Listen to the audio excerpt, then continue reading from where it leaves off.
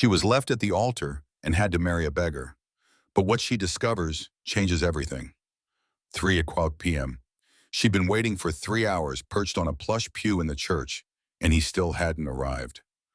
Olivia Hayes, 31, stood at the altar of the historic Old North Church in Boston, her bouquet of white roses already wilting in her trembling hands.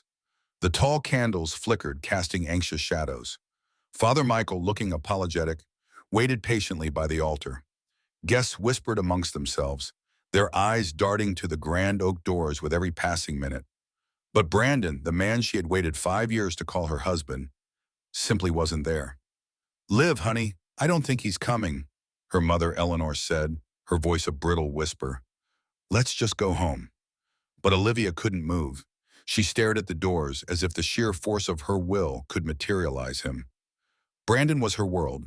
They'd met when Olivia was 26, working at a small art gallery on Newberry Street. He was handsome, charming, always ready with a sweet word. He'd sworn she was the only woman he'd ever love. "Just a little longer, Mom. Maybe his car broke down, or there was an accident on the Mass Pike. He'll be here." Eleanor looked at her daughter with a deep ache.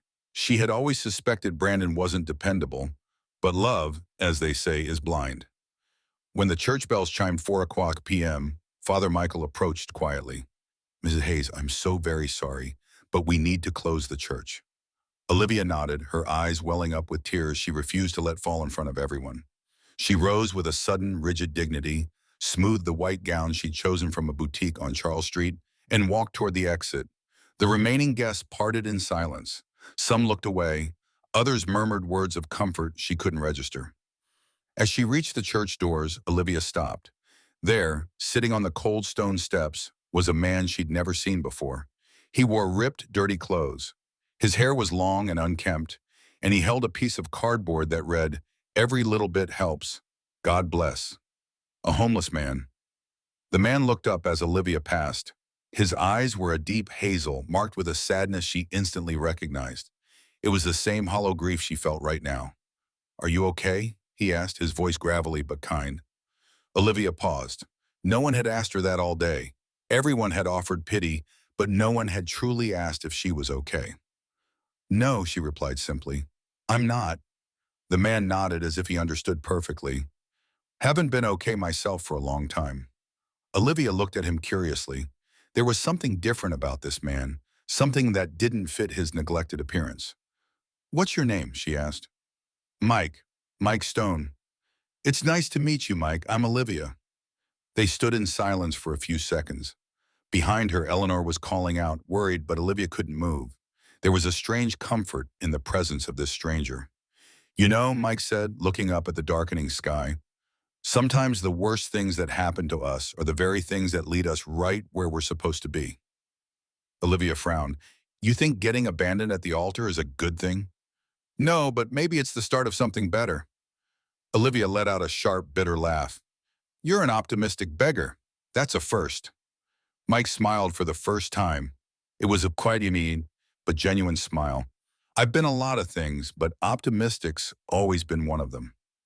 In that moment, something strange happened. A reckless impulse surged through Olivia, something she'd never felt before. Maybe it was the pain, the anger, or simply the exhaustion of always doing what was expected of her. She looked at Mike and blurted, "Will you marry me?" Mike blinked in shock. "What?" "You heard me. Father Michael is still inside. The church is decorated. I'm dressed. I just need a groom. Will you be my groom?" Mike stared at her as if she were insane. "You don't know me." "So what?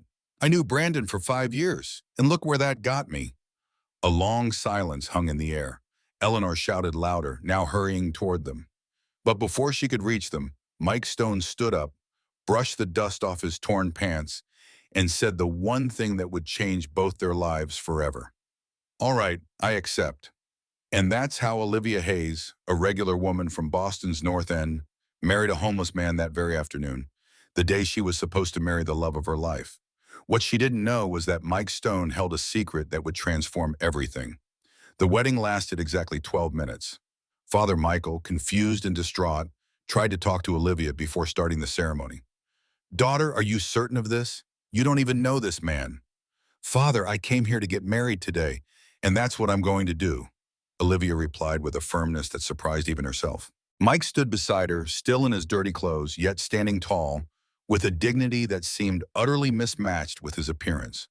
Eleanor wept uncontrollably in the pews, not from joy, but from despair. The few remaining guests stared, dumbfounded.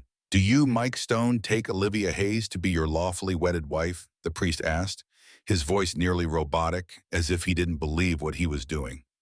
Mike looked at Olivia. There was an intense look in his eyes, something she couldn't decipher. "I do," he said, his voice firm. "And do you, Olivia Hayes, take Mike Stone to be your lawfully wedded husband?" Olivia took a deep breath. For a second, she thought of everything she was doing. Marrying a stranger, a beggar, a man she'd met less than an hour ago. But then she remembered Brandon, the empty promises, the wasted years, and she said, "I do." When the priest declared them husband and wife, there was no applause, no kiss, only an awkward silence. Mike leaned in toward Olivia and extended his hand. "Thank you," he whispered. "You don't know what this means to me." Olivia squeezed his hand and felt something odd. Mike's hands were rough, calloused but clean, and there was a simple yet good quality gold band hidden beneath the dirt on his finger. When they stepped out of the church, Eleanor rushed toward Olivia. "What have you done, honey? What have you done?" "I got married, Mom, just as planned," Olivia said, "but not to him. To a beggar. You've lost your mind." Mike stood silently listening. He said nothing, didn't defend himself, just waited. Olivia looked at her mother with tired eyes. "Mom, I made my decision. Please respect it." Eleanor shook her head in defeat and left, sobbing. The other guests quickly dispersed too, murmuring amongst themselves, some laughing, others aghast. Soon only Olivia and Mike remained on the church steps. "So, what now?" Olivia asked, suddenly aware of the lunacy of her action. Mike looked at her, his expression serious. "Well, technically we're married, but I imagine you don't want me coming to your house." Olivia paused. "Do you have somewhere to sleep?" "I have a spot. It's not comfortable, but it works." "Where?" Mike hesitated. "Under the Longfellow Bridge, downtown. There's a group of people there. They let me stay." Olivia felt a knot tighten in her chest. She had married a man who slept under a bridge. "We're going to my place," she said abruptly. "If we're married, then you should be there." Mike looked at her in surprise. "Are you sure?" "No, but I've done so many crazy things today that one more won't make a difference." They walked in silence through the charming old streets of Boston. The city was beautiful that evening, with its brownstones and illuminated gas lamps. Olivia lived in a small, cozy apartment in the Back Bay that she shared with her mother. When they arrived, Eleanor had already locked herself in her room, refusing to come out. Olivia showed Mike the bathroom. "You can take a shower. I'll find some clothes that might fit you. My dad was about your size." "He was?" Mike asked softly. "He passed away 3 years ago. Heart attack." "I'm sorry." "Thanks." While Mike was in the shower, Olivia sat in the living room, still in her wrinkled wedding dress, and began to cry. Everything had been so strange, so surreal. She married a homeless man. What would Brandon say if he knew? What would everyone in Boston say? She'd be the joke of the city. But when Mike emerged from the bathroom, clean, his wet hair neatly combed back, wearing her father's old clothes, Olivia was taken aback. Without the dirt and the rags, Mike Stone was a handsome man, strikingly so. He was 36, but looked younger. His hazel eyes held a sparkle she hadn't noticed before. And there was something about him, a posture, a natural elegance, that didn't fit a homeless man. "Are you okay?" Mike asked, seeing her tears. "I'm trying to figure out what I did." Mike sat beside her, maintaining a respectful distance. "Can I tell you something?"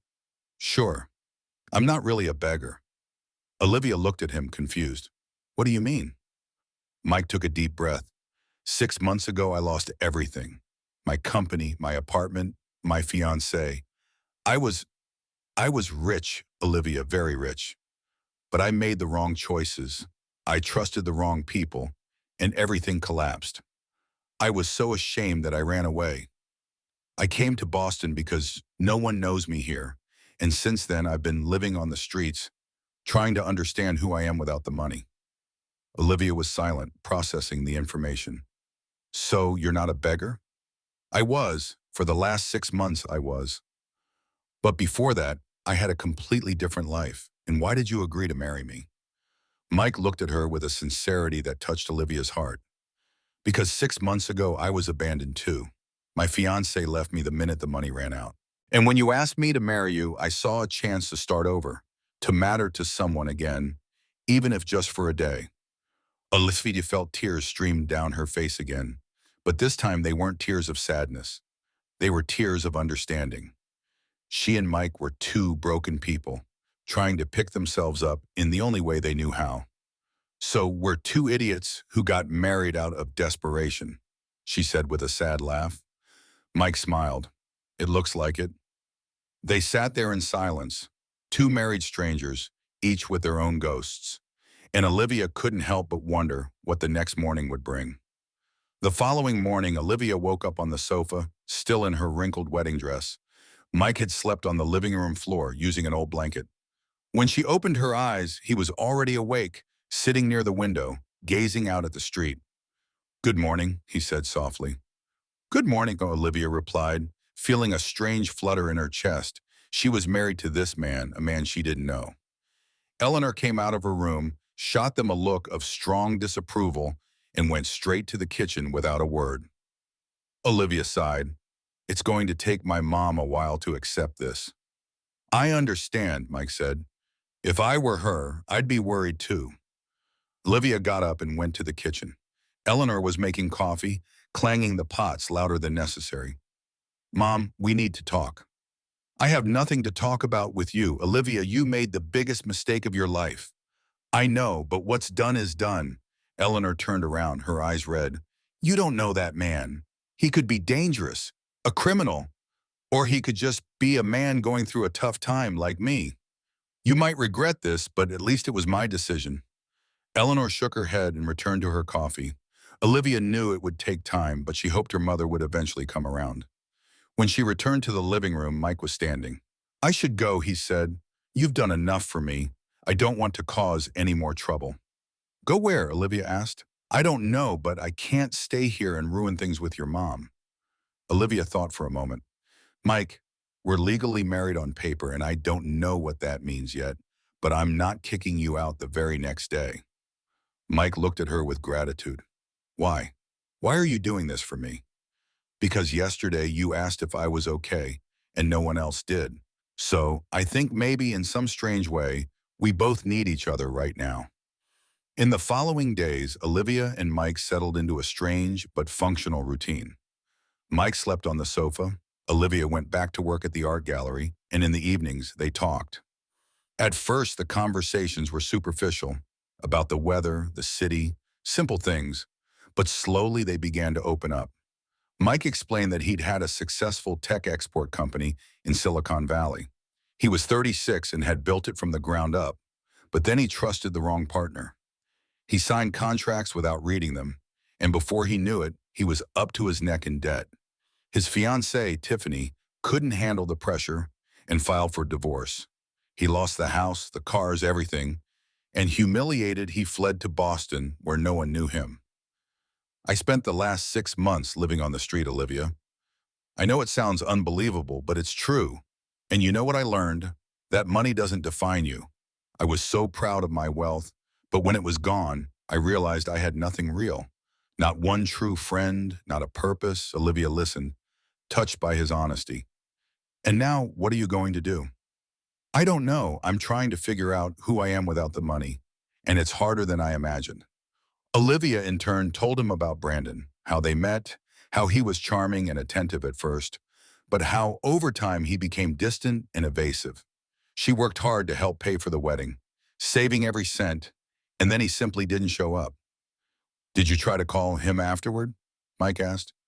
"I tried. I called his cell dozens of times, but he never answered, and no one knows where he is." "I'm sorry, Olivia." "Me too, but you know what's funny? After marrying you, I stopped thinking about him so much. It's like that Olivia who was waiting for Brandon stayed behind in the church that day." Mike smiled. "Maybe she did." One evening while they were talking, Eleanor walked into the living room. She had avoided Mike all week, but now she seemed ready to speak. "Mike, I have to ask you a question," she said, her voice firm. "Of course, ma'am. Do you love my daughter?" Mike hesitated. It was a complicated question. "I respect your daughter, and I'm grateful for everything she's done for me." "Love? I don't know. We barely know each other, but I can promise you he'll never hurt her." Eleanor looked him in the eyes, searching for any hint of a lie, but all she saw was sincerity. "All right," she said finally, "you can stay. But if you ever make my daughter suffer, you'll have to deal with me. Understood?" "Perfectly," Mike said with a half smile. After Eleanor returned to her room, Olivia looked at Mike. "My mom likes you." "You think so?" "She wouldn't have threatened you if she didn't." They laughed together for the first time since they met, and in that moment, Olivia realized something. She was starting to fall for the stranger she'd married, and that scared her as much as it comforted her. "Tell us what state and country you're watching this video from. I'm reading all the comments." But the peace didn't last. At the end of the week, Olivia returned from work and found Mike in the living room, pale, holding an envelope. "What happened?" she asked, worried. Mike held up the envelope. "It arrived. This is from a lawyer in New York. My debts have been forgiven. All of them." Olivia's eyes widened. "How?"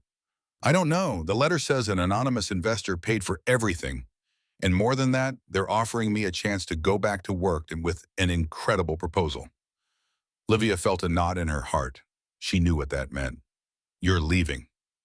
Mike looked at her, and for the first time since they met, Olivia saw tears in his eyes.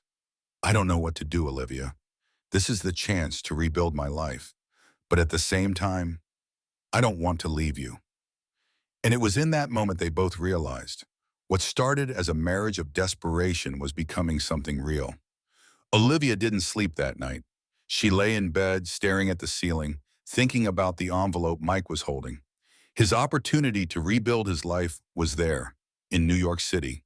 And she was just a woman from Boston, working at an art gallery, who married a stranger in a moment of madness.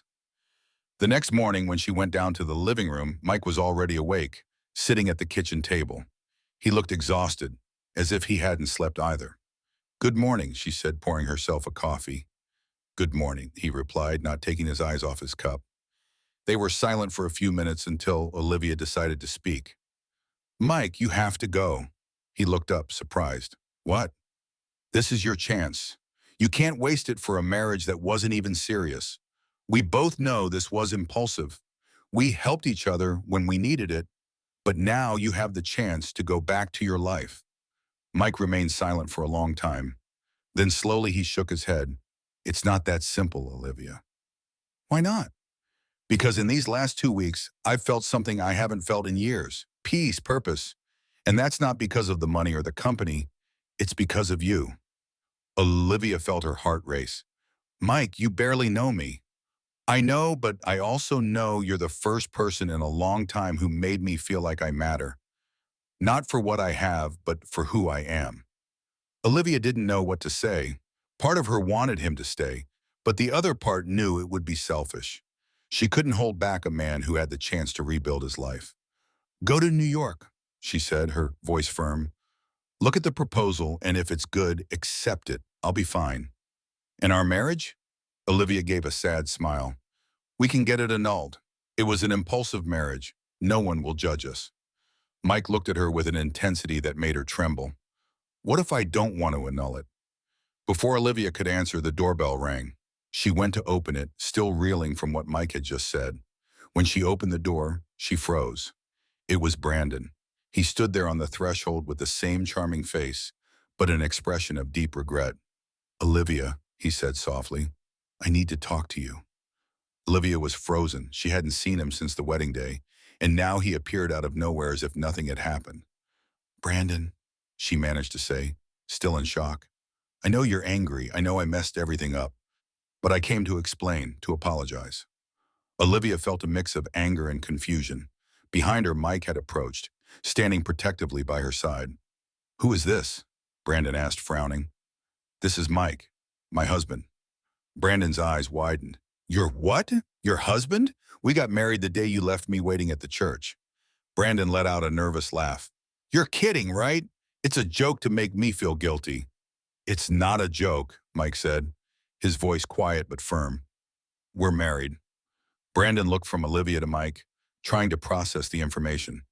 But, but I came here to ask you to come back to me, Olivia. I made a mistake. I was scared. I panicked on the wedding day, but now I know you're the woman of my life.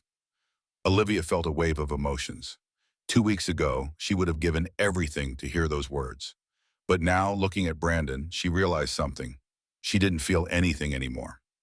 Brandon, you left me at the altar in front of my family, my friends. You humiliated me.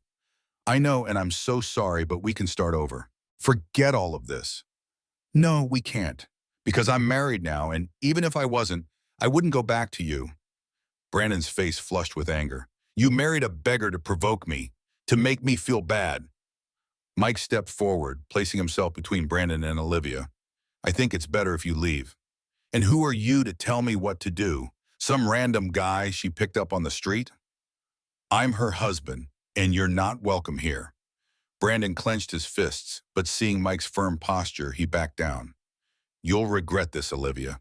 When that beggar leaves you in misery, don't come running to me. Don't worry, I won't. Brandon stormed out, slamming the gate shut. Olivia stood there, trembling. Mike placed a hand on her shoulder. Are you okay? Olivia nodded, but the tears started to fall. I thought it would be different. I thought when I saw him again, I'd feel something, but I only felt nothing. That's because you've truly moved on, Mike said, looking into her eyes. Olivia, I need to tell you something. Something I should have told you from the start. That proposal I received? It's not from an anonymous investor. It's from my family, my dad. He owns one of the largest tech companies in the U.S. When I ran away, he looked for me for months, and when he finally found me here, he decided to pay all my debts and offer me a new beginning. Olivia's eyes widened. So you're really rich? I am, or at least my family is, but I didn't want you to know because I wanted to be sure that if you stayed with me, it would be for me, not for the money. Olivia took a step back, feeling betrayed. You lied to me? I didn't lie. I really did lose everything and lived on the streets. But I omitted the part about my family because I needed to know if I was capable of building something real without money being involved. Olivia didn't know whether she was angry or relieved. And now, what do you want? Mike took a deep breath. I want you to come with me to New York. I want us to try to make this marriage work for real. Not out of desperation, not on impulse, but because we choose to be together. Olivia felt her heart pound. It was everything she wanted to hear, but at the same time it was terrifying. I need to think about it, she said, her voice trembling. Of course, I understand. But as Mike walked back into the living room, Olivia wondered, did she have the courage to risk everything for a man that she'd only known for 2 weeks? Olivia spent the next 3 days in a state of constant confusion. Mike had gone to New York to sort out the details of the job proposal, but promised to return in a week for her answer. And now she was alone with her thoughts and the most important decision of her life. Eleanor noticed her daughter's distress, and one Thursday afternoon she sat beside her in the living room. Olivia, do you need to talk? The mother asked kindly. I don't know what to do, Mom. Everything happened so fast.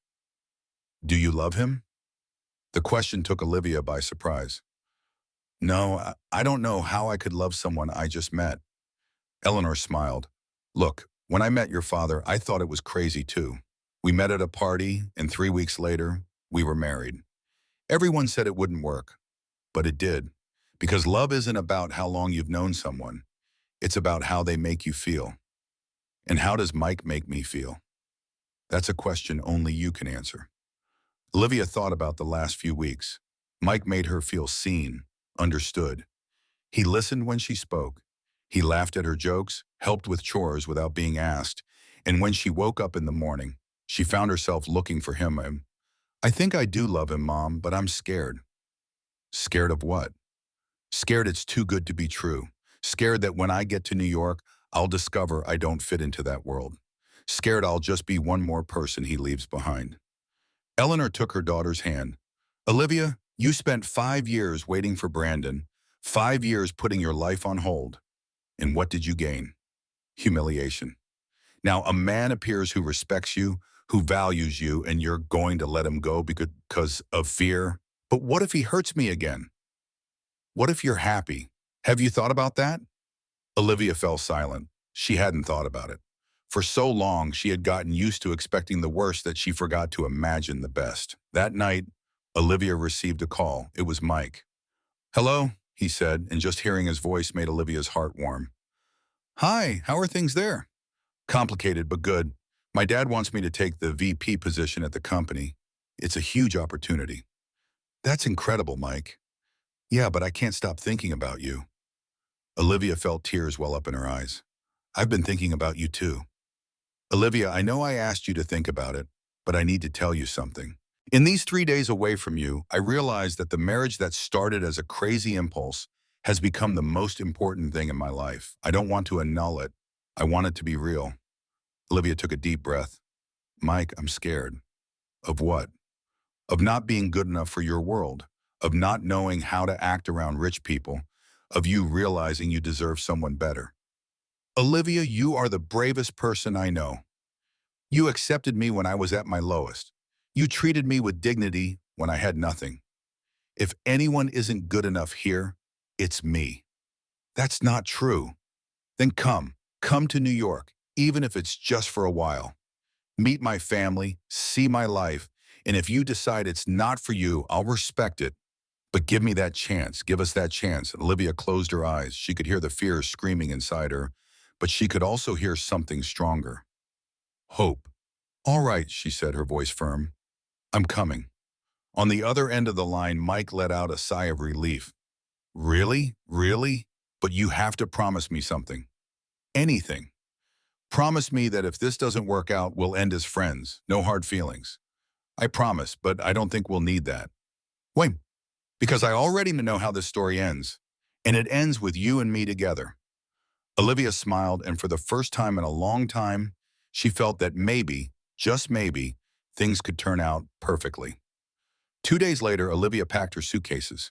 She had talked to the owner of the art gallery and asked for a leave of absence. Eleanor, despite her tears, supported her daughter's decision. "Go and live that life, honey.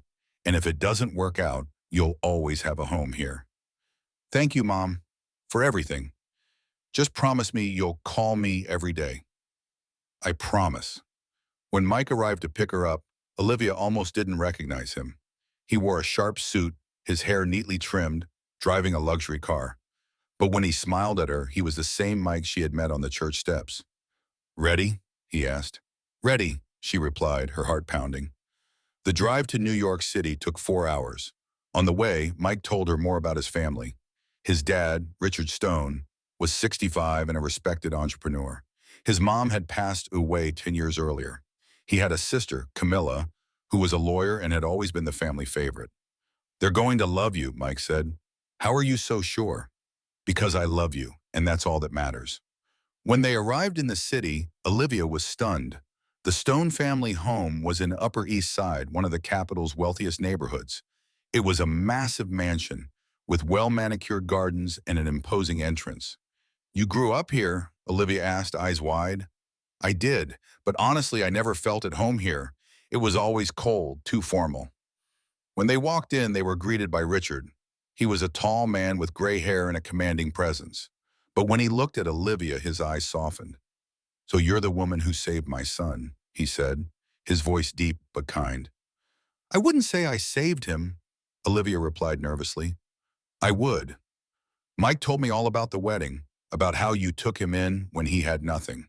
That says a lot about your character." "Thank you, Mr. Stone. Call me Richard. You're family now." Camilla appeared shortly after. She was 30, elegant and confident. Olivia felt a pang of insecurity beside her, but Camilla was surprisingly warm. "It's a pleasure to finally meet you, Olivia. My brother hasn't stopped talking about you." "Really?" Olivia looked at Mike, who turned red. "Absolutely. And between us, I've never seen him this happy, not even when he was with Tiffany." The name of Mike's ex-fiancée made Olivia tense, but she tried not to show it. That night during dinner, Richard offered a toast to new beginnings and to people brave enough to believe in them. Olivia smiled, feeling for the first time that maybe she really did belong there. But when the night ended and she was alone in the guest room, looking out the window at the illuminated city, she couldn't help but wonder, had she made the right decision? Olivia's first few weeks in New York were like living a dream. Mike took her to explore the city. They walked through Central Park, had dinner at elegant restaurants, and spent hours talking about everything and nothing. Richard and Camilla treated her like family, and slowly Olivia began to feel at home. But not everything was easy. One day while they were having lunch at a downtown cafe, Olivia noticed the stares of some women. They were murmuring amongst themselves, looking at her with curiosity and in some cases with disdain. "Why are they looking at me like that?" she asked Mike. Mike sighed. "Because news travels fast in this world. Everyone knows you were an art gallery clerk and that you married me when I was on the street. To some people, that's scandalous." "You mean they think I'm a gold digger?" "It doesn't matter what they think. What matters is what I think. And I think you're the best thing that ever happened to me." Olivia tried to ignore the stares, but it was difficult. She felt constantly judged, as if she had to prove she deserved to be there. One day while Mike was in a work meeting, Camilla invited Olivia for coffee. "Olivia, can I give you some advice?" Camilla asked, stirring the sugar in her cup. "Of course. Ignore what people say. This world is full of people who judge without knowing, but you need to trust yourself. Mike chose you, my dad accepted you, and I admire you for the courage you had." "Thank you, Camilla. That means a lot. And one more thing, don't let Mike hide in work. He has a tendency to do that when he's afraid to be happy." "Afraid to be happy?" "Yes. After the breakup with Tiffany, he closed himself off. He convinced himself he didn't deserve it. But you changed that, so don't let him get away." Olivia nodded, grateful for Camilla's honesty. That night, when Mike returned from work, he looked tired and distant. Olivia had noticed he'd been different the last few days, more withdrawn, more absorbed in his thoughts. "Mike, can we talk?" she asked. "Sure, about what?" "About us. You've been distant." Mike sighed and sat beside her. "I'm sorry, Olivia. It's just been hard returning to this life. The expectations, the pressure. Sometimes I feel like I'm pretending to be someone I'm not anymore." "And who are you?" Mike looked at her with an intensity that made her shiver. "I'm the man you found on those church steps. The man who had nothing. But who had you? That's who I want to be." Olivia took his hand. "Mike, you can be both things. You can be successful at work and still be the man I met. But you need to stop punishing yourself for the past." "How?" "By accepting that you deserve to be happy. By accepting that we deserve to be happy together." Mike hugged her, and for the first time in days, Olivia felt that he was truly present. 2 weeks later, Mike took Olivia to a special place. It was a small, charming townhouse in Greenwich Village, with a courtyard garden full of flowers and a cozy balcony. "What is this place?" Olivia asked. "It's ours, if you want it to be. Our home." "Our home? I bought it for us. I thought maybe you wouldn't be comfortable in the mansion with my dad and sister. So I bought a place where we can start our own life, just the two of us." Olivia looked at the house and tears began to fall. "Mike, this is too much." "It's not. You deserve it. You deserve everything." Olivia hugged him, feeling that finally after so long she was exactly where she was supposed to be. But that same night as they were having dinner in their new home, Olivia's phone rang. It was an unknown number. "Hello?" she answered. "Olivia, it's me, Brandon." Olivia's heart almost stopped. "Brandon, how did you get my number?" "That doesn't matter. I need to see you. We have nothing to talk about." "Please, Olivia, it's important. It's about our wedding day. There's something you need to know." Olivia looked at Mike, who was watching her with concern. "Brandon, I'm married. I'm happy. I don't want to revisit the past." "I understand, but you deserve to know the truth. Meet me tomorrow at the Grey Dog Cafe at noon. If you don't come, I'll respect it. But I beg you, just give me this one chance to explain." Before Olivia could respond, he hung up. "Who was it?" Mike asked. Olivia took a deep breath. "It was Brandon. He wants to see me." Mike tensed. "And are you going to go?" "I don't know. Part of me wants to close that door forever, but another part, Another part wants to know why he did what he did. Mike got up and walked to the window. Olivia, I trust you. If you feel like you need to do this, I'll respect it. But I need you to know that no matter what he says, no matter what excuses he gives, nothing changes the fact that he abandoned you. And I would never do that. Olivia walked up and hugged him from behind. I know, and that's why I choose you. But I need to close that chapter of my life. I need to look him in the eyes and tell him it's over. Then go, but always come back to me. The next day, Olivia went to the Grey Dog Cafe. Brandon was already there, sitting at a corner table. He looked older, more tired. Thank you for coming, he said when Olivia sat down. Be quick, I don't have much time. Brandon took a deep breath. Olivia, I didn't go to our wedding because I was scared. Scared of not being good enough for you. You were always so strong, so determined. And I was just me. I panicked and I ran. It was cowardly, I know, but I thought you'd be better off without me. So you humiliated me in front of everyone because you thought you were doing me a favor. Olivia's voice was calm but firm. I know it doesn't make sense, but I was young and stupid. And now, seeing you happy, I realize I lost the best thing I ever had. Olivia looked at him and felt nothing. Not anger, not sadness, not love, just indifference. Brandon, thank you for telling me, but you're right. I'm happy, and you did me a favor by not showing up that day. Because if you had, I wouldn't have met the man I truly love. Brandon bowed his head. Do you really love him? Yes, with all that I am. Then I hope he makes you happy. You deserve it. Olivia stood up, ready to leave, but before she did, she turned around one last time. Brandon, I forgive you, not because you deserve it, but because I deserve to have peace. And with that, she walked out of the cafe, leaving the past behind. When Olivia returned home, Mike was waiting anxiously. Bo? He asked. So I said goodbye for good this time.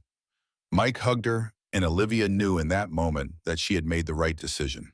3 months later, Olivia and Mike renewed their vows in an intimate ceremony at the Old North Church in Boston, with Eleanor, Richard, and Camilla present. This time the groom did show up, and this time he was the right groom. As they exchanged vows, Olivia looked at the man she had found on the steps of that church and realized something.